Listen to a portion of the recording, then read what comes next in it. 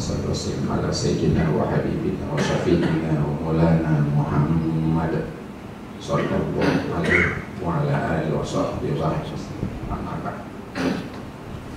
Bapak Ibu sekalian, insya Allah dirahmati Allah Subhanahu wa Ta'ala, para peserta orientasi pelopor moderasi beragama.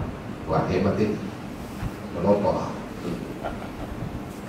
Saya yakin bapak-bapak ibu-ibu ini datang untuk menjadi pelopor moderasi beragama.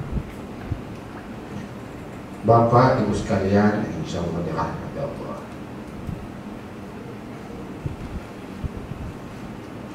Banyak orang mengikuti kegiatan-kegiatan yang demikian ini.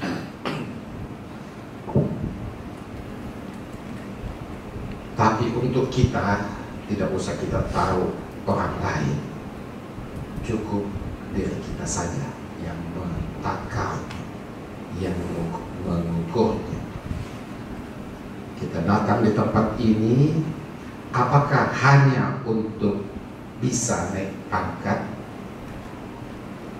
bisa naik jabatan, supaya dapat sertifikat? Satu. Ataukah memang kita dapat datang di tempat ini, kita ingin tahu pendalam betul apa sih sebetulnya moderasi beragama itu?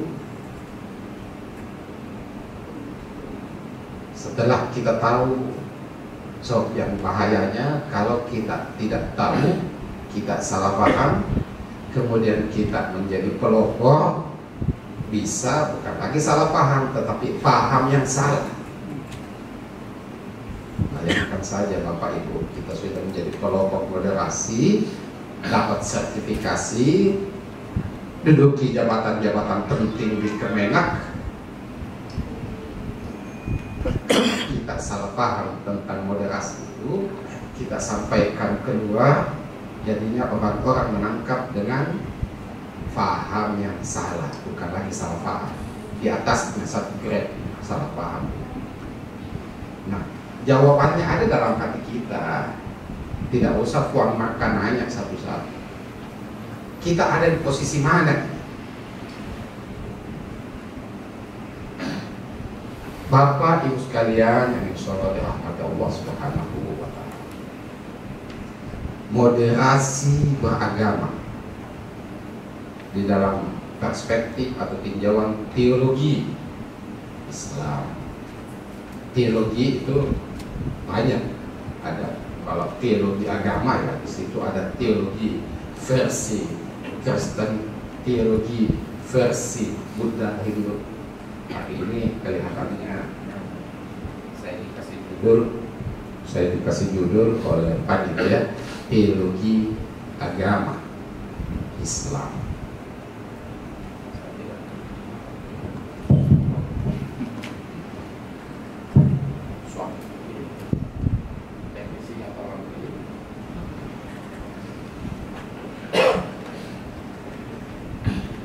Ini judul baru buat saya.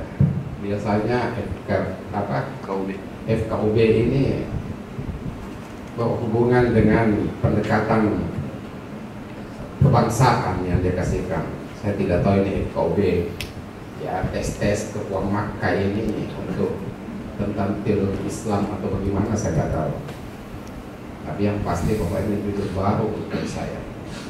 Tapi tidak apa-apa, saya coba-coba membawakan materi tentang teologi Islam.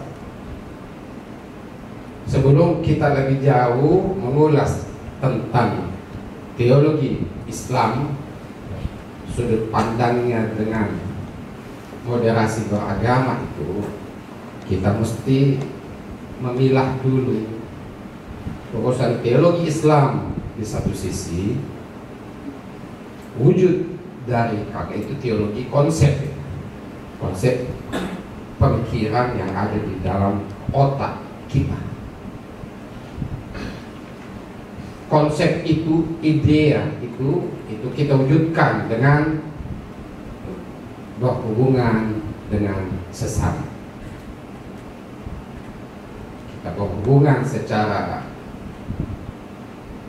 hubungan antara muslim dengan muslim, ukhuwah Islamiyah. Kemudian kita wujudkan lagi apa yang ada di benak kita, bukan hanya ukhuwah Islamiyah, tetapi ukhuwah wataniyah, bahkan lebih jauh ukhuwah insaniyah. Itu wujudnya. Jadi kalau kita sudah terkooptasi dengan ide pemikiran kita di belakang otak kita, maka ide itu akan keluar berwujud bagaimana sikap dan tingkah laku kita di dalam memaknai hubungan kita dengan sesama muslim, innamal mu'minuna ikhwah. Kemudian hubungan kita pada masyarakat kita, muslim non muslim, yang berhubungan dengan wataniyah, kebangsaan kita, dan lebih jauh lagi kita berhubungan dengan insaniyah. Kita keluar bukan hanya wataniyah saja, tetapi wilayah insaniyah, hubungan antar bangsa. Baik, kita coba memasuki ulasan-ulasan yang diberikan beban kepada saya oleh panitia.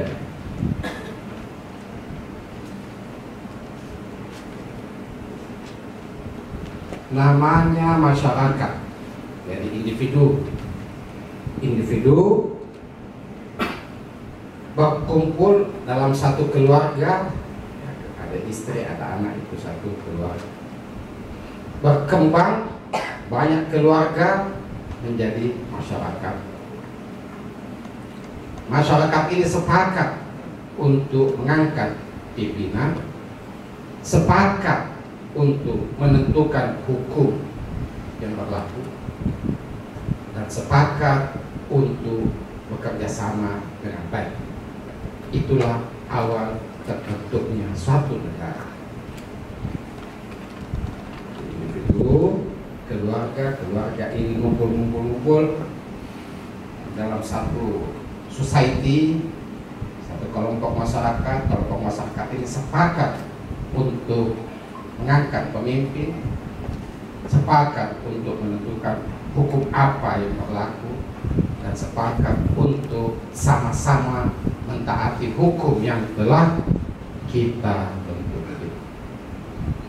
Teori negara itu ada pemimpinnya, ada hukumnya, ada batas wilayahnya. Itu di dalam teori politik bernegara.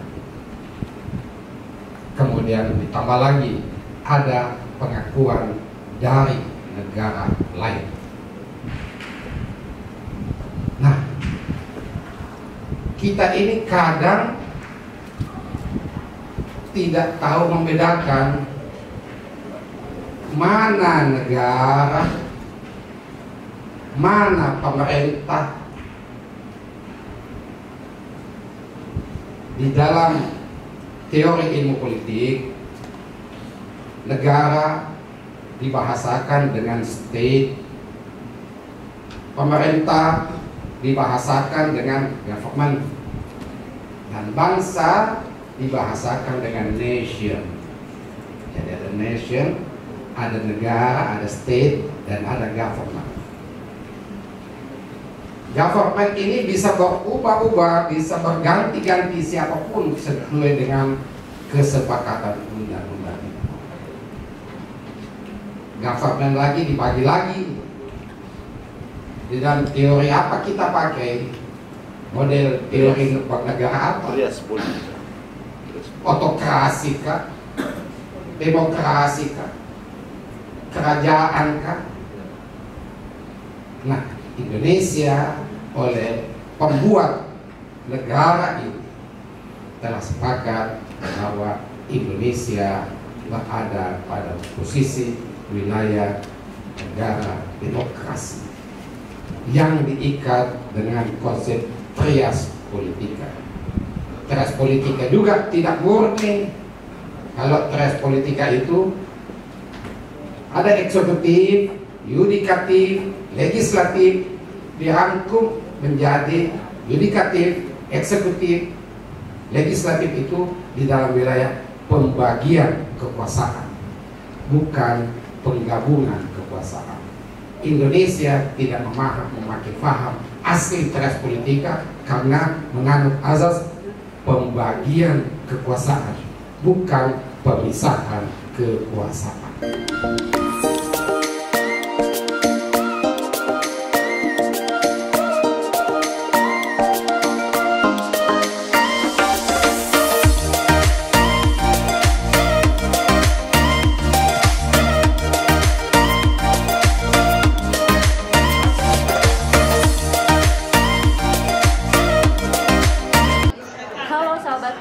Channel masih di acara orientasi pelopor moderasi beragama yang dilaksanakan oleh Kantor Wilayah Kementerian Agama Provinsi Sulawesi Selatan tahun anggaran 2022.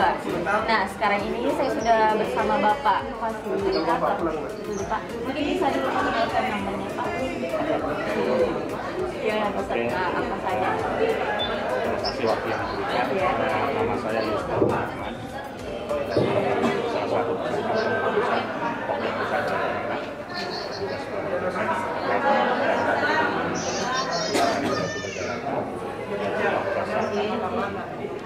dalam terkait masalah organisasi ini, saya juga merupakan sekretaris pusat agama di kampus. Jadi langsung saja dengan pertanyaannya Pak. Pertanyaan pertama, seperti apa sih Pak indikator keberhasilan kegiatan orientasi pelopor moderasi beragama menurut Bapak? Indikatornya belum bisa diukur kita sekarang. Indikator ya paling tidak yang karena ukurannya ya dalam memahami konsep beragama.